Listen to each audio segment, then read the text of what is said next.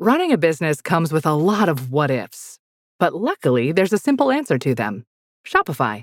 It's the commerce platform behind millions of businesses, including Thrive Cosmetics and Momofuku, and it'll help you with everything you need.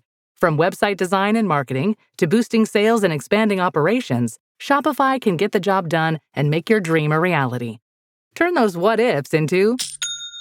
Sign up for your $1 per month trial at shopify.com/special offer. Choice Hotels get you more for your money so you can maximize any road trip.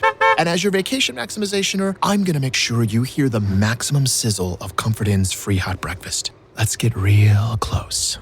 Maximum apple. Now that's fresh crispimization. Maximum waffle. Hear that crunch.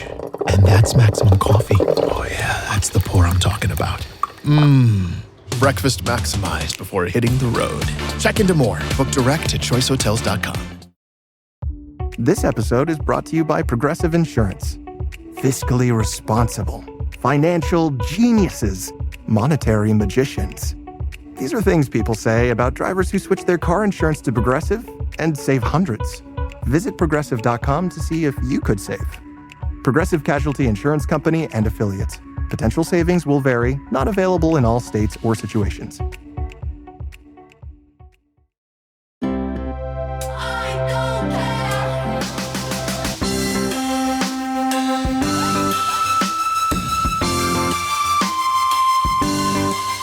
Hello, everybody, and welcome back to another episode of Banterly, the Gen Z podcast about pop culture, media, and everything in between. My name is Aidan, and today we have a super special first-time guest host, Nandini Jain, in the studio with us. Nandini, how are you today? I'm good, Aidan. I'm so excited to be here. I'm so excited to talk about the topic that we're going to be talking about. It was so funny because I was with you when you watched this show for the first time. So I'm excited to hear your full thoughts after you've seen the whole season. But me and Nandini went to high school together and we've stayed friends all these years. And Nandini lives in Boston now.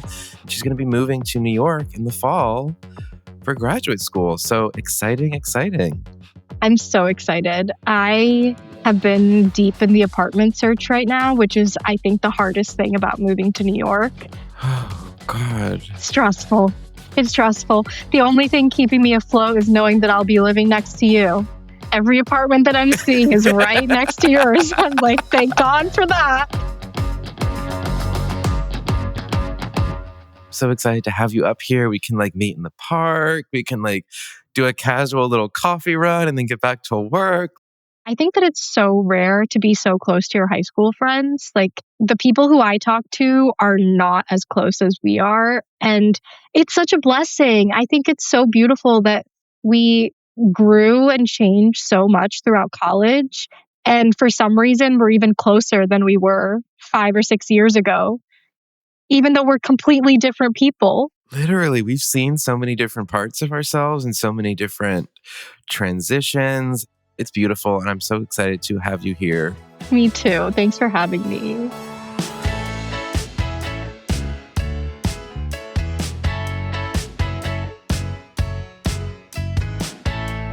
One of our weekly segments is Question of the Day. So let's just jump right into that. I'll ask a question, you answer it.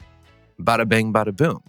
Amazing. The question of the day today is... What's the most unhinged thing you did your freshman year of college? So excited to hear this because I visited you right after you moved in. So curious to see what Nandini was up to. You know, you were the first high school friend to visit me, and we had the best time. My best friend from college, she and I both had crushes on guys on the floor above us.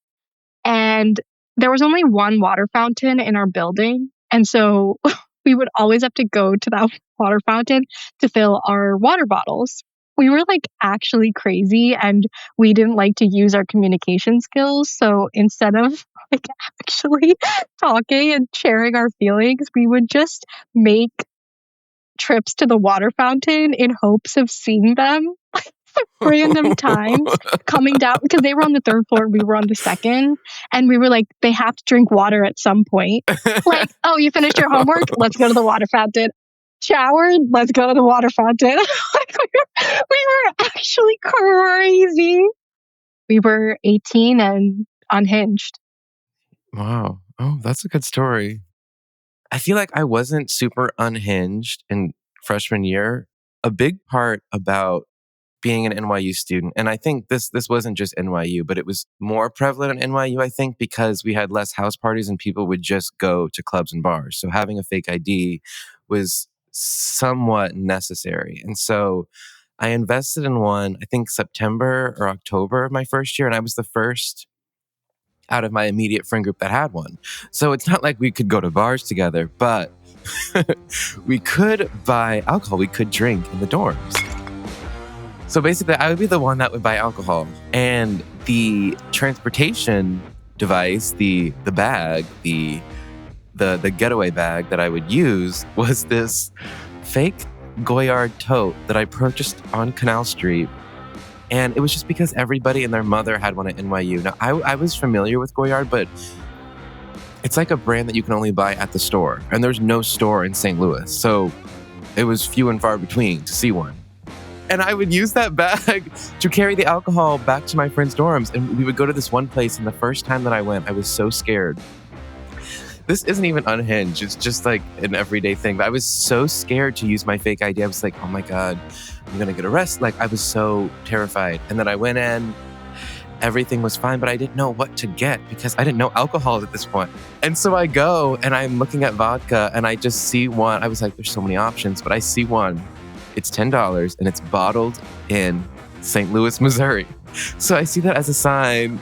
Insane. So that was the vodka that we got freshman year. We would make Jello shots out of it. And after that first time of getting it, it was like pulling the Band-Aid off. And I was always stressed doing it. But always did it, never got denied. And sometimes I didn't even check, you know? So it was a fun little thrill of like being 18, moving to the Big Apple, like, oh my God, have a little handle of vodka in my Goyard bag. I'm a New Yorker. The most quintessential NYU experience ever. Literally, like running through Washington Square Park with the bottle clanking and the straps like breaking and it's frail. It's like, I'm here. Oh, good times. Good times.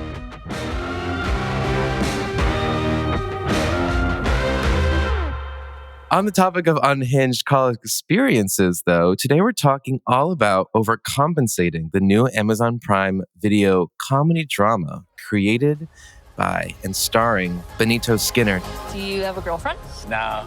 Really? You seem like such a girlfriend guy. It's happening. Is everything okay? I just have to go to the bathroom. I have to pee. I'll be right back.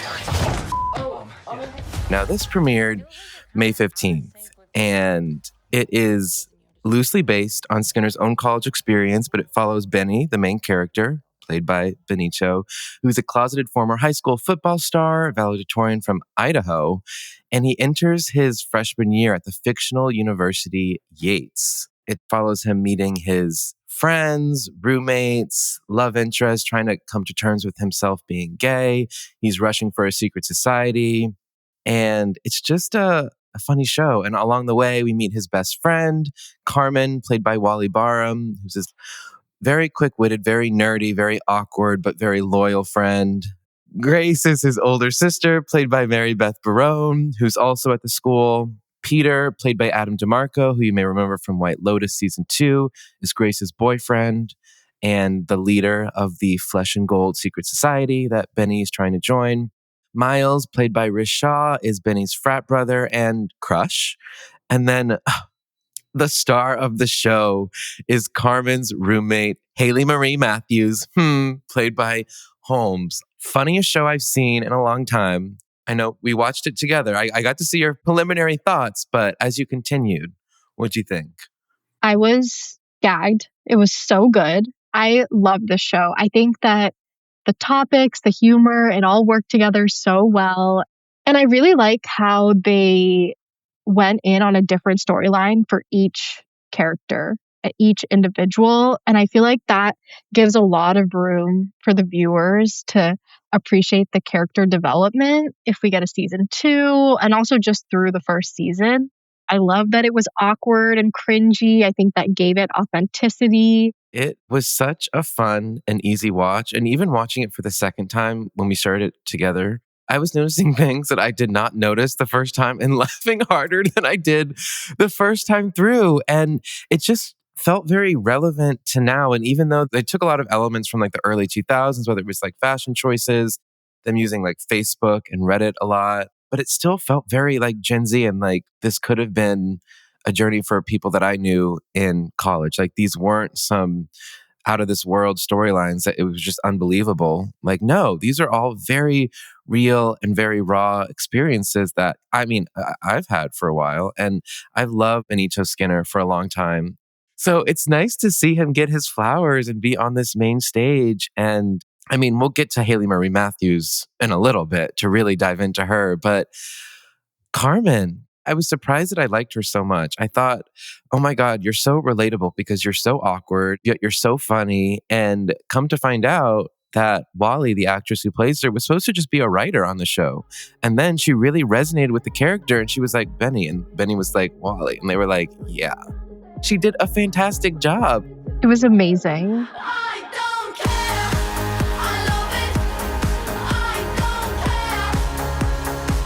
Sexuality is a big buzzword, and gay and trans and lesbian and all that stuff. Like, it seems people have said that maybe it's overdone, maybe, and especially for this show, like the scared to be gay plotline, people are like, really?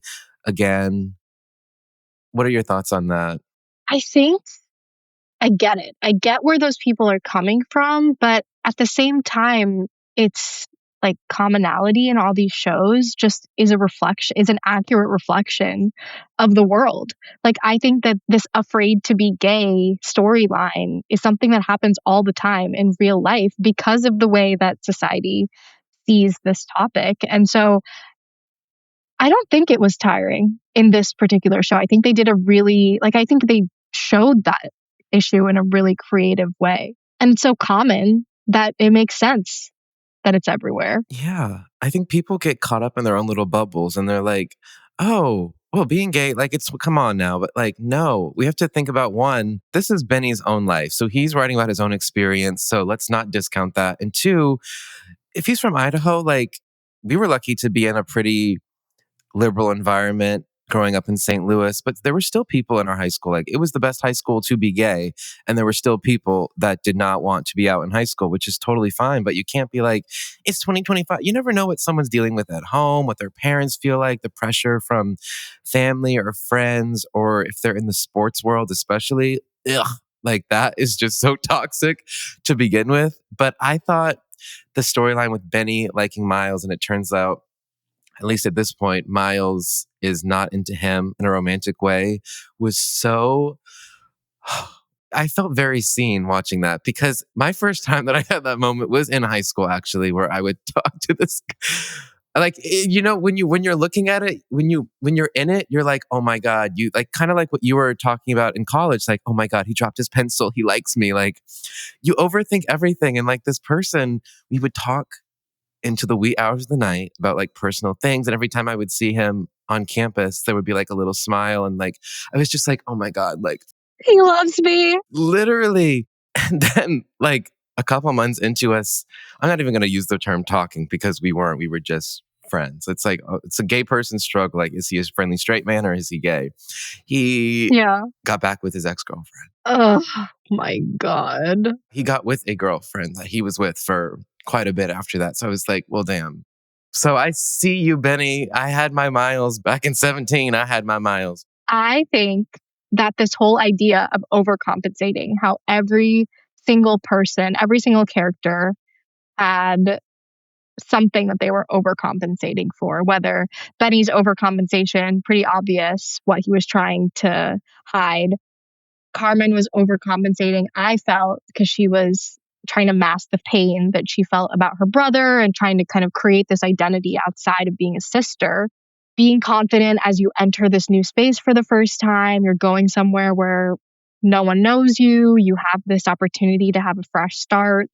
You go in kind of having something to prove. You're becoming an adult. I think that it's scary, but it's exciting. And I think everyone overcompensates a little bit when they first get there.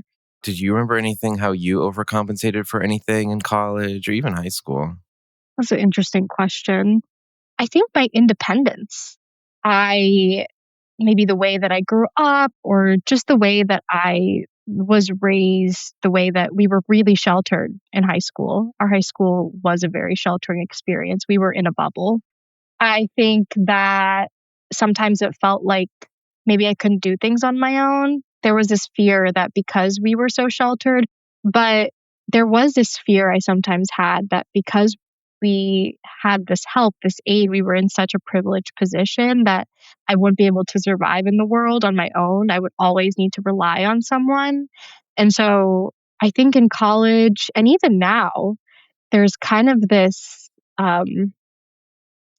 heavy desire to do things on my own.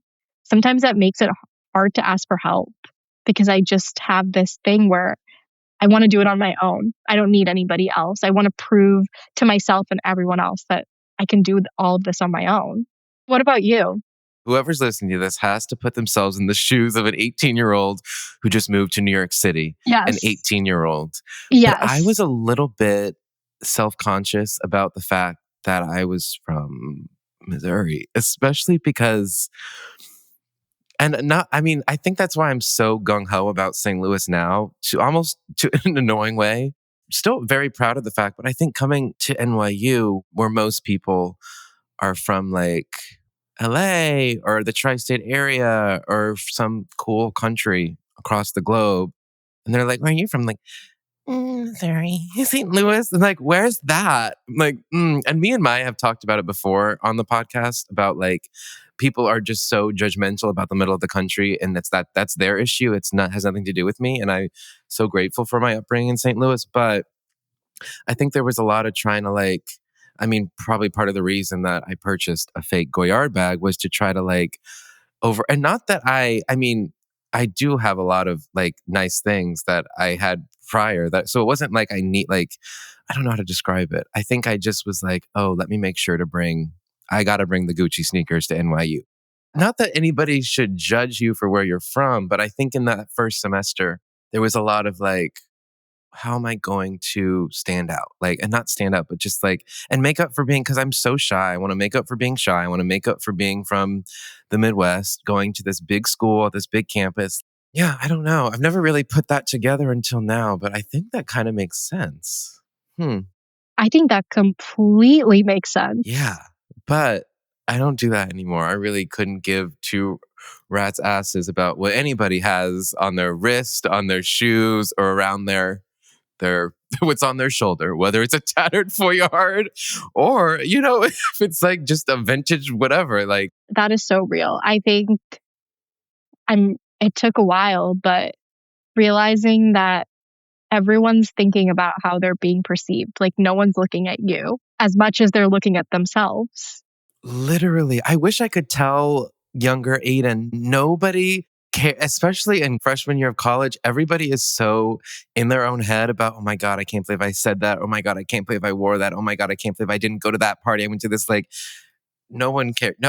No one, I bet if I bring up something embarrassing I did that I still think about to someone, everybody in my life would be like, what? Like, what are you talking about? Like, you guys don't remember on my way to the wine feasting in the Mediterranean, I fell down the stairs and I dropped my bag. You don't remember that? They're like, no, but they'll remember that they had a pimple on their nose that day. Yes, exactly. Like it's so self-centered. It's honestly like no one cares. No one cares about me as much as I think they do.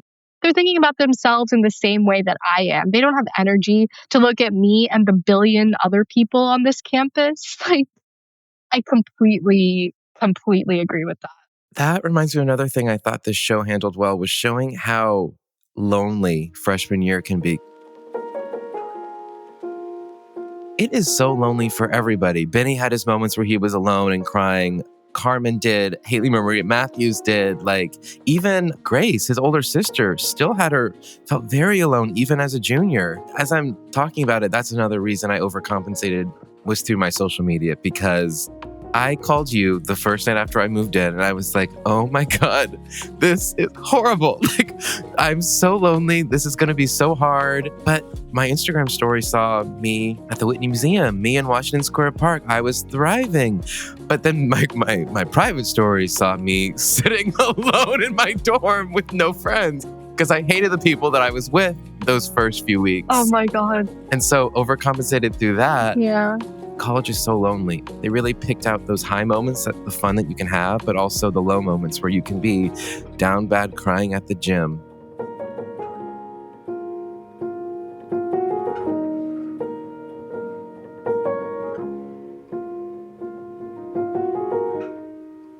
I love the way they show loneliness and overcompensating because of that, and how much it can affect you, and how much, like you said, how much is fake? Like, how much of social media is fake? I remember, I think the first episode, Carmen is getting all those notifications of her ex, like posting all those pictures with other girls. Okay. Yeah, no, I'm great. It's been a fucking perfect night. Me too. Who knows? Maybe he was overcompensating because all of a sudden he didn't have a girlfriend. Like, she was getting affected by something that was completely out of her control, something that she didn't even know was real. We don't know what is real on social media. Like you said, your private story was showing the real thing, like what you were feeling on a day-to-day basis. And I think it's so easy to get sucked into other people aren't lonely. I shouldn't be either. But I think especially in college, at that time when you're trying to develop this whole new social life for yourself, you don't know what it means to be alone. So being alone automatically means being lonely. And I think now, as we've grown up and kind of become more confident with ourselves, and we are more sure of what we like, what we don't like, what we want, what we don't want, I think being alone isn't really synonymous to being lonely anymore for me. It's just being with myself. Like, it's just like hanging out with a friend, but the friend is just me. I need that on like a Hallmark card. My perception of being alone has changed so much. Like, if I could go back to 2019, told that Aidan that, oh my God, like I've been alone Monday, Tuesday. I was like, oh my God, you don't have plans 2 nights of the week. What are you doing? I'm like, I'm actually enjoying myself. I started Desperate Housewives. I'm really having a good time, cooking myself meals, going to the gym, just being fine in my loneliness. But it's like, it's a journey everybody has to go on. So Benny will learn that one day. Carmen will learn that one day, and they'll be better for it.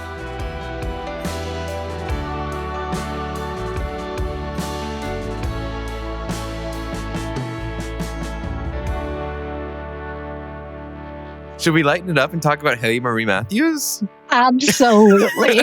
Let's go through every single one of her lines. Okay. In terms of, our favorite lines and scenes, for me, Hailey Marie Matthews, Carmen's roommate, she had all of them. Every single one. You wrote down most of them, but I'll go through mine. I really think she is one of the funniest characters on TV since like Principal Ava Coleman on Abbott Elementary. Like, she is that girl. It's not necessarily the lines that she's saying are so funny. It's her delivery and her timing is impeccable. Yes. Impeccable. Impeccable. Say it with your chest. Like, when she found out Carmen's brother died. You have a brother? Wait, is he hot? Dibs! He died. Pisses me off. Perfect. Absolutely perfect. Hens across the board. I would never have even thought that would be funny to say to someone saying that their brother's dead. But pisses me off. Like, I've been quoting that, like, pisses me off. Like, oh my God. For everything. It's so funny. I wish I could watch it for the first time again. Oh my God. And when she first meets Carmen, she's walking in. It's like move-in day. And they're on the phone. And she's trying to find her. And Hailey? I just got to the dorm. I don't think I see you, but you did look different in every photo you sent me. Carm, I'm in sort of like a pink little crop moment. I think I see you. Really? Are you Latinx? Latinx? That's my favorite one. That is my favorite one. Which is so funny for the environment that we are in 2025. Yes. Are you Latinx? Latinx. And Carmen is like, Latinx? Like the way she's so confused. It's so funny. Oh my God. What were some of your favorites? Oh my gosh. One of my favorites that I think was swept over that I didn't catch until the second time was when Carmen comes in and she says, I'm so sorry, I have to give this ticket to one of the Flesh and Gold girls for the Charlie XCX concert. Hailey is so sad. Is so sad and mad. And Carmen's like, I'm sorry, I have to, like, they're my sisters. And then she goes, These girls are my future sisters. They're your sisters? Great. How about you buy a pair of pants and send it around? Like, you're pissing me off. I'm the way she moves her hand when she sends them around. I was like, you're bringing literature into this. Like, you are so holistically funny. You're so She is holistically funny. She's like the biochem major, her messing up the curve. Like, she brings so much to the table. Like, every single line she brings, it's like a new part of her personality that makes her so beautiful and amazing. Not that the show wasn't funny without her, but she added a certain je ne sais quoi. She was just living her life, say when. Every time I see an edit of her, I repost on TikTok. The edits are so good. Yeah, the edits are amazing. Wait, is he hot? Dibs. You died. Pisses me off. She really dug deep into her, like, what I think she was overcompensating for was her mom moving to all these different bases. So she never got a chance to, like, win high school awards. And have that high school friend group, too. Exactly. So that's why she so badly wanted to be on Candid Campus Couture. She's telling Carmen a story about who did win the best dressed in high school. Jessica.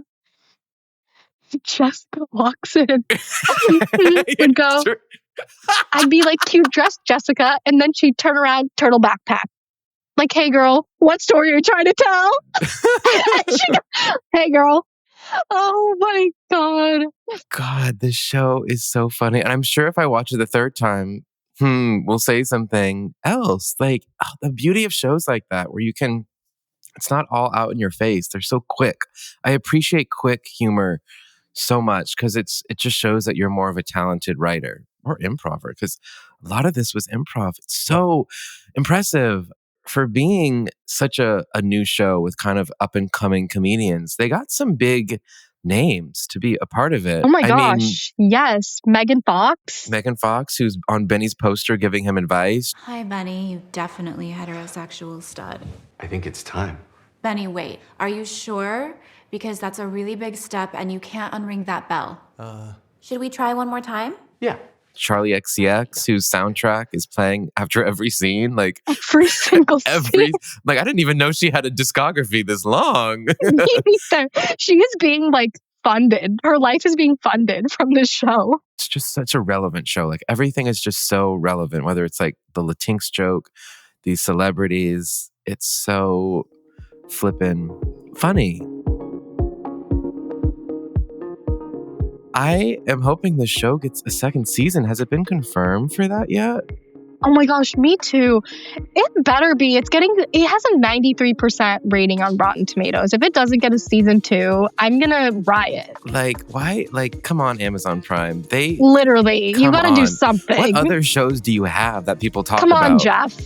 But I mean, in the meantime, we can just keep rewatching until the new season comes out and see what else Benny's cooking up. And Benny and Mary Beth Barone, who plays his sister, have a podcast they've had for a while, I guess. Yes.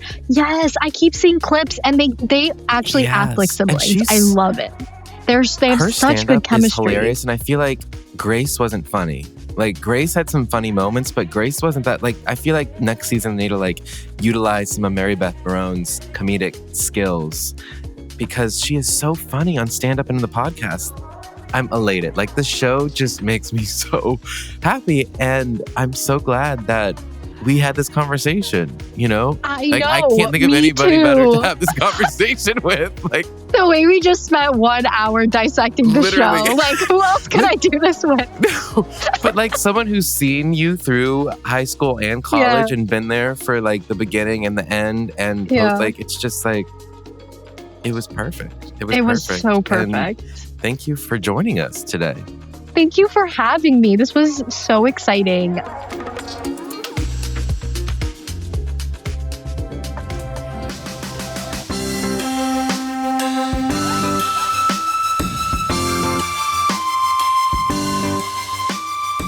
Well, if you've watched Overcompensating and loved it or hated it, share your thoughts with us at Banterly at immigrantllypod.com and engage with us on our socials at immigrantllypods on Instagram and at immigrantlly on TikTok. Banterly is produced by Shay Yu, written by us, the co-hosts Nandini Jain and Aidan Taylor. The executive producer and editorial review is done by Sadia Khan. Our sound designer and editor is Lou Raskin. The Banterly theme music is by Simon Hutchinson, and additional music is by Epidemic Sound. See y'all next week.